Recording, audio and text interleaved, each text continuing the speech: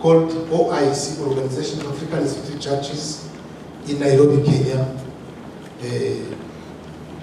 as an organization. We have other these historical churches have also the organization which I serve, the All Africa Conference of Churches, mainly made of traditional Protestant churches, Orthodox Church, but also and evangelical churches, some evangelical churches, but also the Catholic Church, being a member through, associate member through what we call the National Councils of Churches, because in Africa, in 12 countries, the Catholic is a member of this national organization. Of course, there is the Catholic Church, which has also its continental,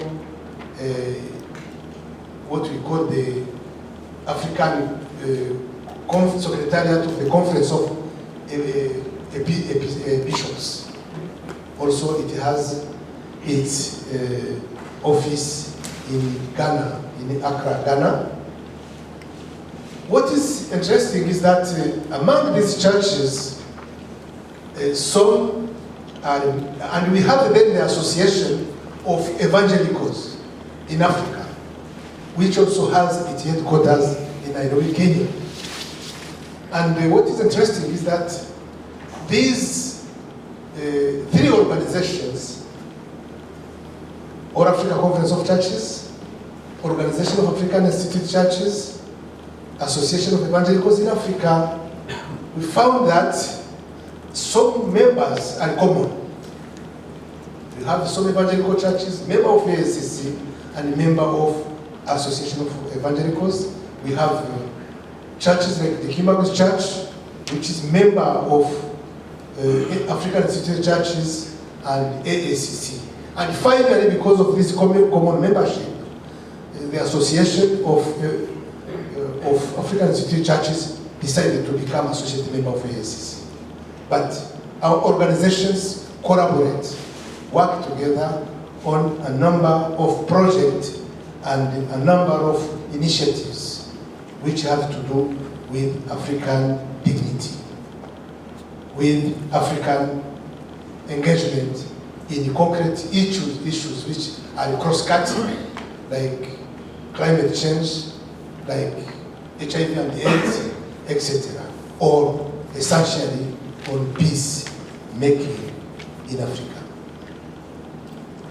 So that is the range of the African Christianity, and I could say that the church, especially the church expressed in the third phase of evangelization of Africa, has immediately started its action with the concern about the dignity of people, the well-being of people. And I wanted to say here something which may be provocative. When I was studying in the West, in Switzerland, I saw a very, very, very big criticism vis-a-vis missionaries. And I was quite bitter, because I said, if missionaries committed mistakes, we are the result of these mistakes. Because they were born out of the engagement of people who came in the name of their faith to share it with others. And when the colonizer was telling us that we were nothing, we were more good to be dominated, the missionaries were reminding that we were created in God's image. And we are human beings, loved by God.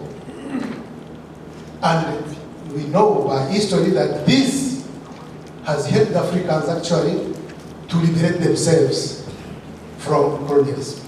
So when we focus on the mistakes made by Africans, but by missionaries, we sometimes do it to close eyes on our own mistakes. because they were engaged in the name of their faith. But what is the vision? We can just see in the engagement of missionaries. Wherever people arrived, wherever a missionary station was established, they said, we cannot enjoy being here and having people praying. They started a school. And many of us, without missionary schools, we should not have been trained. They took initiative to have hospital. And that initiative was taken in order to, it was a diabolical engagement. I know that when missionaries left in 60s without much preparation of successors, some of these institutions first became a burden for churches, young churches in Africa, and some became commercial and they lost the diabolical dimension. But this was one of the expression promoting the dignity of Africans, of human people created in God's image. It is true that something could be questioned, and you cannot offer what you don't have. The possibility to take seriously, and that maybe I am not right, African cultures and root the gospel in that culture. Missionaries did not do that, not because they wanted to, but they didn't know how to do it. But when we go into the history of the church, we have not seen St. Paul's doing a culturation of the gospel where he preached. He preached and left. So the malaise we had as Africans was to wonder if by becoming a Christian, we become less or more African. Or we become simply westernized. That is, but once again, I will abstain to judge for that. If we have got the gospel, the inculturation of the gospel in our own cultures and values is our responsibility.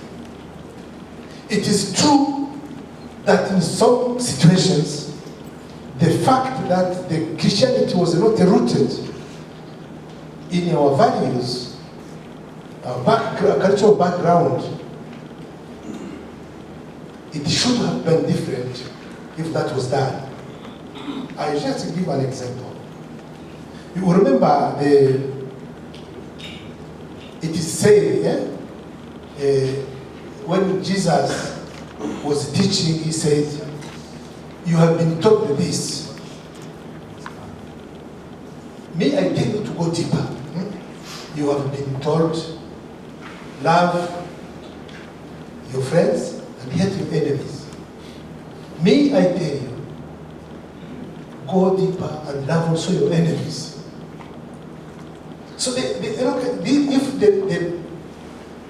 evangelization of Africa took that stand, we should have had a Christianity rooted in our values. But this is a step, I think, a missionary step we need to undergo ourselves. I was to give an example. I come from Rwanda. In our culture, our traditional belief in Rwanda, it was said that it is prohibited in any case to kill a woman, even during the war. Because if you kill a woman, carrying fertility and able to give birth to other human beings, you attract curse on you. It was a belief. So if we had been preached in Jesus' way, we should have been told, not only don't kill a woman, even a bird, because it is a living creature.